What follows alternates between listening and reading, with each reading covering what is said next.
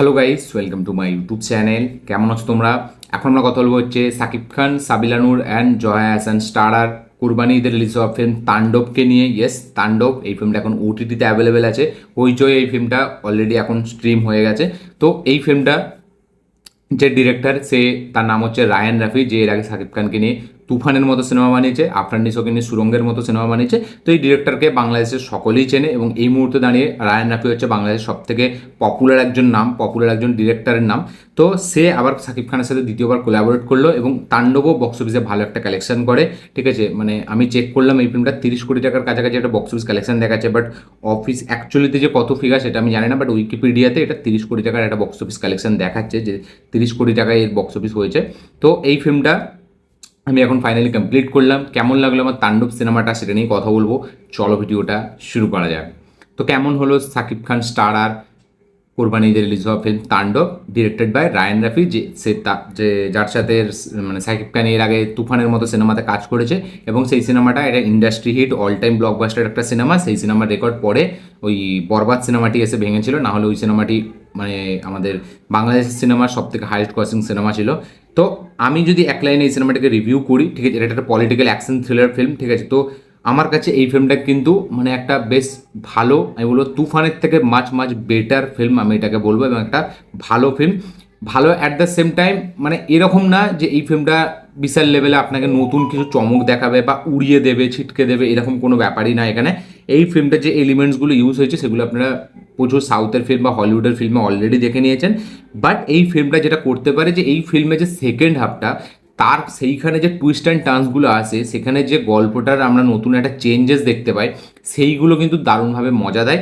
এবং এই ফিল্মটার মাধ্যম দিয়ে কিন্তু রায়ান রাফির নতুন ইউনিভার্স বানাচ্ছে। ইয়েস, যেটা নাম হচ্ছে রায়ান রাফির ফিল্মস ইউনিভার্স। ঠিক আছে, যার মধ্যে সুরঙ্গ আছে, আফরান নিশোর, ঠিক আছে, মাসুদ ওই ক্যারেক্টারটা আছে, তার পাশাপাশি এখানে সাকিব খানের ক্যারেক্টারটা আছে তাণ্ডব থেকে, এবং সিয়াম আহমেদের একটা ক্যারেক্টার এখানে আছে। ঠিক আছে, মানে যেটা তার ক্যামিও বলা যায়। ঠিক আছে, এই সিনেমাতে সিয়াম আহমেদের একটা ক্যামিও আছে এবং সে ক্যামেরাটা নিয়ে পরে কথা বলছি। তো রায়ান রাফি এইটার মাধ্যম দিয়ে ফিল্ম ইউনিভার্স বানানোর প্ল্যান করেছে এবং সে অলরেডি এটা স্ট্যাবলিশ করে দিল এই ফিল্মটার মাধ্যম দিয়ে। এবার সবথেকে প্রথম আমি ইউনিভার্সের কথা পরে বলবো, আগে ফিল্মটার কথা বলবো। তো এই ফিল্মটা মানে আমি বলবো এটা ওয়ান টাইম ওয়াচ ডিসেন্ট একটা ফিল্ম, বাট এই ফিল্মের সেকেন্ড হাফে কিছু কিছু মুহূর্ত যেগুলো কিন্তু দারুণ হাই দেয়, যখন আপনি ফার্স্ট টাইম দেখবে আপনার কিন্তু দারুণ মজা লাগবে এবং টুইস্ট অ্যান্ড টার্নসগুলো সত্যি আনপ্রেডিক্টেবল। ঠিক আছে, মানে যারা একটু সিনেমা দেখে তাদের জন্য এই টুইস্টটা হয়তো অনেকবার দেখা, ঠিক আছে, অনেক কাজে দেখা। রিসেন্টলি আমাদের 2023-এ অজিত কুমারের একটা ফিল্ম এসেছিলো থুনিবু বলে। ঠিক আছে, সেই ফিল্মটা যদি যারা দেখে থাকবেন তো তাদের কাছে এই ফিল্মটা কিন্তু, এই ফিল্মের যে টুইস্ট বা এই ফিল্মের যে প্লটটা সেটা কিন্তু খুব সেম মনে হবে। ঠিক আছে, খুবই মানে কি বলবো, অনেকজন বলেই দেবে হয়তো কপি করা, বাট কপি না আমি বলবো না। ঠিক আছে, বাট সেইখান থেকে ইন্সপায়ার্ড হয়ে বানানো এটা তো পুরোপুরি বোঝা যাচ্ছে। মানি হাইস্ট থেকে অনেকটা ইন্সপায়ার্ড এই ফিল্মটা। ঠিক আছে, তো থুনিবু থেকে অনেকটা গল্প সিমিলার আমি পেলাম থুনিবুর সাথে, তো সেটা ঠিক আছে। বাট এইখানে তবুই আমি বলবো সেকেন্ড হাফে যে চমকগুলো আমাদের সামনে রাখে সেগুলো সত্যিই হেভি, এবং এই ফিল্মটার ফার্স্ট হাফটা আমার অতটা হেভি লাগেনি এবং আমি ভাবছিলাম যে ফার্স্ট হাফটা যদি এইভাবে চলতে থাকে তাহলে ফিল্মটা কিন্তু আমার জন্য খুবই একটা অ্যাভারেজ ফিল্ম হয়ে দাঁড়িয়ে যাবে। বাট যেভাবে সে মানে ইন্টারভেলের পর থেকে প্লটটা চেঞ্জ হয়, যেরকম আমাদের সামনে নতুন নতুন জিনিস, নতুন নতুন তথ্য উঠে আসে, সেইগুলো কিন্তু এই ফিল্মে মজা দেয়। এবং বিশেষ করে একটা ক্যামিও, যে কোনো সিয়াম আহমেদের ক্যামিওটা এখানে ইন্ট্রোডাকশন করা হয়। সিয়াম আহমেদের যে ক্যারেক্টারটা সে কিন্তু এখানে ফাটিয়ে অভিনয় করেছে এবং সিয়াম আহমেদ কিন্তু এখানে ডেঞ্জারাস লাগে তাকে, এবং তার পারফরমেন্স এই ফিল্মে কিন্তু সলিড ছিল। সে যেটুকু পোর্শনে তাকে দেখিয়েছে, সব থেকে হেভি পজিটিভ পয়েন্ট হচ্ছে এই ফিল্মটা সেই পয়েন্টটা, যেখানে সিয়াম আহমেদকে ইন্ট্রোডাকশন দেওয়া হয় এবং সিয়াম আহমেদের চরিত্রটা এতটা হেভি লাগে দেখতে, মানে সে খুব ডেঞ্জারাস একটা ডেডলি একটা ক্যারেক্টার। ঠিক আছে, এবং তার একটা চোখ কানা, এবং তাকে যে লুকসটা দেওয়া হয়েছে সেই হিসাবে তার যে একটা ভয়ঙ্কর যে একটা অরা, ঠিক আছে, সেটাকে কিন্তু সে দারুণভাবে ক্যারি করে। এবং সিয়াম আহমেদ কিন্তু এখানে হেভি একটা অভিনয় করেছে, হেভি একটা পারফরমেন্স দিয়েছে, তার ক্যারেক্টারটা আমার কিন্তু সলিড লেগেছে। এখন যদি আফরান নিশোর কথা বলি, সেও এখানে ক্যামিওতে আছে লাস্টে। সেই ক্যামিওটা আপনি বলতেই পারেন যে রোলেক্স থেকে হিউজলি ইন্সপায়ার্ড। ঠিক আছে, এবং সেটা আমি বলতেই পারি যে হ্যাঁ, রোলেক্সের মতোই স্টেজ করে সেটাকে বানানো হয়েছে। বাট যখন আমি এটাকে ফার্স্ট টাইম দেখছি যে সুরঙ্গের মাসুদ সে যখন এটা বলছে, তখন কিন্তু যারা বাংলাদেশি অডিয়েন্স আছে তাদের জন্য কিন্তু এটা বিশাল বড় একটা ব্যাপার হয়ে যাবে। এবং মানে যখন আপনি দেখছেন যে একটা এলসিইউতে রোলেক্সের ক্যারেক্টারটা কোনোভাবে দিল্লির সাথে কানেক্টেড, মানে যেটা হচ্ছে ক্যাইথিতে যেটা কার্তিক যে ক্যারেক্টারটা, তো সেখানে আপনি দারুণভাবে মজা পাচ্ছেন। বিক্রমে যখন ওই সিনটা আমরা দেখছি সেটা কিন্তু এক্সট্রাঅর্ডিনারি মজা দিচ্ছে। ঠিক এরকমই যদি আমি ধরি যে মানে এই এলসিউর ফিল্মগুলো এখন আসেনি, ঠিক আছে। যদিও এটা দেখেই রায়ান রাফির মানে বিভিন্ন ইউনিভার্স হচ্ছে বলে রায়ান রাফির প্ল্যানিংটা মাথায় এসছে, না হলে হয়তো সে করতেও না। কিন্তু তা সত্ত্বেও আমি বলবো এটা বাংলাদেশের অডিয়েন্সদের জন্য তাদের একটা নিজস্ব ইউনিভার্স। আমি কোনোভাবে এটাকে ক্রিটিসাইজ করবো না যে এটা আমরা দেখে নিয়েছি কারণ আমাদের ইন্ডিয়ান ফিল্ম বলে। তারাও দেখেছে, বাট তাদের কাছে তাও এটা মজা দিচ্ছে। এবার দেখা যাক রায়ান রাফি কতটা নিজস্বতা আনতে পারে ওই ইউনিভার্সের মধ্যে। তবে আমার কাছে জেনুইনলি বলছি, আমি ওই জিনিসগুলোকে কোনোভাবে ক্রিটিসাইজ বা কপি আমি বলবো না, আমি কিন্তু মজা পেয়েছি। সত্যি কথা বলছি, অনেস্টলি আমি মজা পেয়েছি যখন আমি সিয়াম আহমেদের ক্যারেক্টারটা দেখেছি।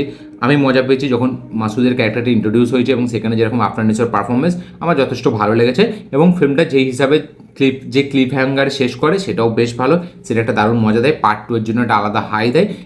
এবং লাস্টে যে টুইস্টটা আমরা দেখতে পাই, ঠিক আছে, শাকিব খানের যে ক্যারেক্টারটা, আমি যেহেতু থুনিবু ফিল্মটা অনেকদিন আগে দেখেছি, ঠিক আছে, এবং আমি ফিল্ম একবার দেখা হয়ে গেলে আমি রিপিট ওয়াচ খুবই কম করি, মানে দ্বিতীয়বার দেখা মানে আমি একমাত্র টিভিতে কখনো আসলে খেতে খেতে তখনই দেখি, না হলে কিন্তু আমি দ্বিতীয়বার মানে আমি সেই ফিল্মটাকে ডাউনলোড করে বা ওটিটিতে বা মানে ল্যাপটপে আমি কিন্তু চালিয়ে দেখি না, ঠিক আছে, যে মানে মজা লাগবে রিপিটে দেখবো। আমি খুব কম এরকম ফিল্ম আছে যেগুলো আমি রিপিটে দেখি। আমি এখন তো দেখিই না, আগে তবুই দেখতাম, এখন আমি দেখি না। তাই জন্য আমি সব ফিল্মে সব রেফারেন্সেস বা সব ফিল্মে সব সিকোয়েন্স আমার মনে থাকে না।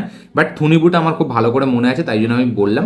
থুনিবুর থেকে হালকা প্লট আমি এখানে সেম দেখলাম, সিমিলারিটি আমার পেলাম, এবং যেটা অনেকটাই।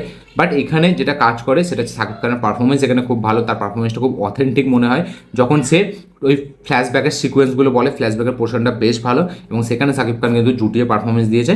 হ্যাঁ, আমি বলবো না যে এটা তার সেরা পারফরমেন্স, বাট এই যে রোলটা, যে ক্যারেক্টারটা যতক্ষণ সে ওইখানটা যতক্ষণ ওই হাইস্টটাকে সে মানে এক্সিকিউট করেছে, তখন কিন্তু আমার শাকিব খান পারফরমেন্স অতটা হেভি লাগেনি। তখন আমার তাকে খুবই নর্মাল, খুব একটা মানে যেরকমভাবে কথা বলছে, ঠিক আছে, আমার খুব একটা তার ক্যারেক্টারটা ওরকম ডেডলি বা অতটা হেভি স্মার্ট আমার অতটা ভয়ঙ্কর তাকে মনে হয়নি, বা অতটা মানে হেভি সেই ক্যারেক্টারটাকে মনে হয়নি। বাট যতক্ষণ সে ফ্ল্যাশব্যাক পোর্শনগুলোতে থাকে ততক্ষণ কিন্তু শাকিব খানের ক্যারেক্টারটা দারুণ পারফরমেন্স দিয়েছে। এবং পার্টিকুলার একটা অ্যাকশন সিকোয়েন্স আছে, সেখানে কিন্তু শাকিব খানের পারফরমেন্স দুর্দান্ত, যেটা একটা জেল ফাইট সিকোয়েন্স। এবং সেখানে কিন্তু ব্রুটালিটি, সেখানে কিন্তু ভায়োলেন্স আমরা দেখতে পাই, যেটা আমার কাছে দারুণভাবে ওয়ার্ক করেছে।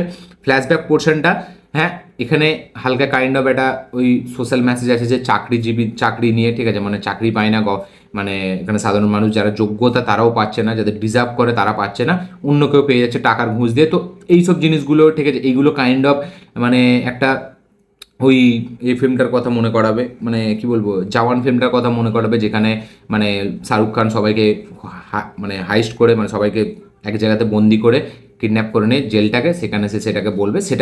এটা আলাদা ছিল পদ্ধতিটা, এখানে পদ্ধতিটা আলাদা। বাট এখানেও মানে কাইন্ড অফ ওটাকে ফলো করা হয়েছে, দেখলে বোঝা যায় একটা কাইন্ড অফ একটা মেসেজিং দেওয়ার চেষ্টা করা হয়েছে, যেটা আমি বলবো ঠিকঠাক, ঠিক আছে। বাট যেটা আমার বেশ ভালো লেগেছে সেটা হচ্ছে সেকেন্ড হাফটা দারুণ এঙ্গেজিং। সেকেন্ড হাফটার স্ক্রিন প্লেটা খুব হেভি চলতে থাকে, সেখানে টুইস্ট অ্যান্ড টার্ন, নতুন সারপ্রাইজেস, ঠিক আছে, সেগুলো বেশ মজা লাগে। এবং কীভাবে একটা সাধারণ মানে একটা ছেলের নর্মাল লাইফ কীভাবে একটা খারাপ করে দিল, ঠিক আছে, সেটাকে যেভাবে এখানে তুলে ধরা হয়েছে ফিল্মের মাধ্যম দিয়ে। এবং এরকম সচরাচর হয়তো হয়েও থাকে কোনো বড় ব্যক্তির কাউকে বাঁচানোর জন্য, এবং এটা সচরাচর হয়, আমি দেখেছি, সেটাকে যেভাবে দেখিয়েছে। এবং প্রথম আপনি যখন সিনেমাটা দেখবেন না, আপনি যে ফ্ল্যাশব্যাক পোর্শনটা দেখবেন, আপনি ভাববেন যে শুধুই কি চাকরির জন্য এটাকে করা হয়েছে, মানে শুধুই সে চাকরি পায়নি বলেই কি সে মানে এরকম একটা ট্রান্সফরমেশন তার মধ্যে চলে এসেছে।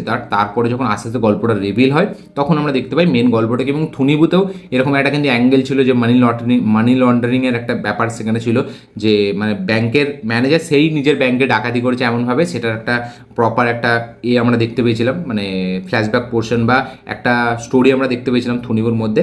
এখানেও কাইন্ড অফ সেরকমই একটা জিনিসকে এখানে রিক্রিয়েট করা হয়েছে, এবং তারা যেই জিনিসটার জন্য এই ছিল সেটাকে আলাদাভাবে করছে, যেরকম মানি হাইস্টটা আমরা দেখেছি। তো অনেক ফিল্মের রেফারেন্স আছে, বাট তাও আমি বলবো মানে শাকিব খানের তুফানের থেকে ফার বেটার ফিল্ম আমি এটাকে বলবো। তুফান আমার অতটা জমেনি, একদম ভালো লাগেনি, বাট এই ফিল্মটা কিন্তু আমার সেকেন্ড হাফটা দারুণভাবে মজা পেয়েছি, দারুণ আমাকে এনজয়মেন্ট প্রোভাইড করেছে।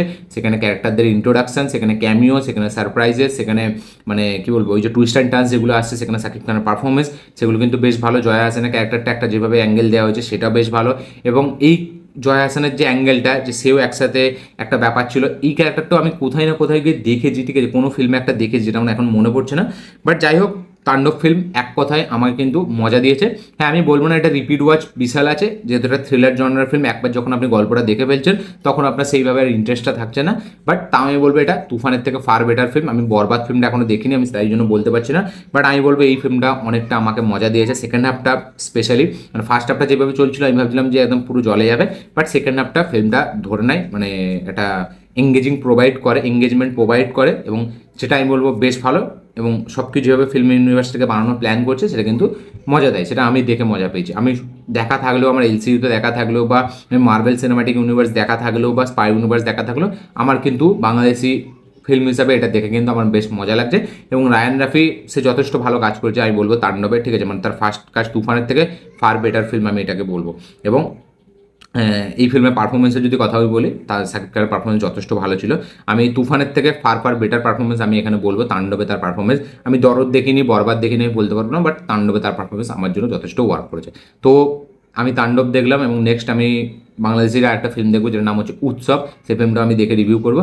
তাণ্ডব আমার জন্য এই ছিল আমার তাণ্ডবের রিভিউ। আমার কাছে এরকম লেগেছে এই ফিল্মটা, যেটা আপনার শেয়ার করলাম।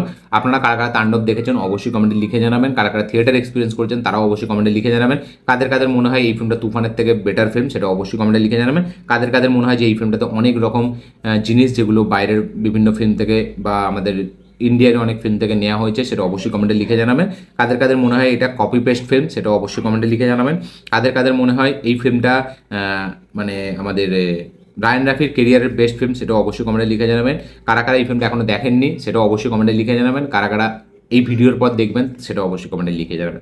দেখা হচ্ছে পরের ভিডিওতে। সরি, আমার ভিডিওটা ভালো লাগে থাকলে লাইক শেয়ার কমেন্ট করে দেবেন, চ্যানেল নতুন হলে চ্যানেলটিকে সাবস্ক্রাইব করবেন, বেল আইকন প্রেস করতে ভুলবেন না। তো এই ছিল তাণ্ডবের রিভিউ। আমার এই লেগেছে ফিল্মটা, আপনাদের কীরকম লাগবে অবশ্যই কমেন্টে লিখে জানাবেন। দেখা হচ্ছে পরের ভিডিওতে, ততক্ষণের জন্য বাই।